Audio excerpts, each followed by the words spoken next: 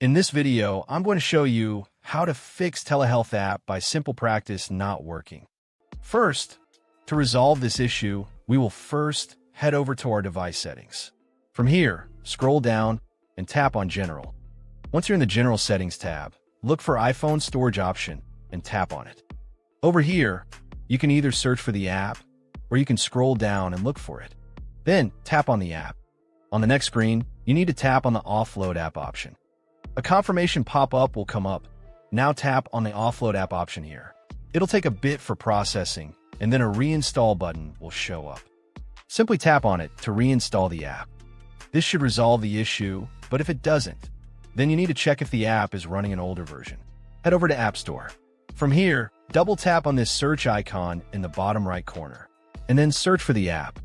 Once the app comes up in the search result, and if you see this update button right next to the app, simply tap on it to make sure you're running the latest version of the app. However, if you continue to encounter this issue, then you will need to completely reinstall the app, which usually resolves the problem. Head over to this screen the way we did before, and over here, tap on the Delete App option here to uninstall the app from your device.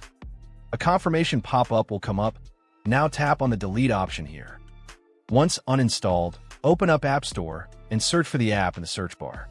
After the app comes up in the search result, simply click on this cloud icon to install it back onto your device. Hopefully, this resolves the issue. If it does, consider sending a super thanks to support our channel. And also don't forget to hit the subscribe button. We'll see you in the next video.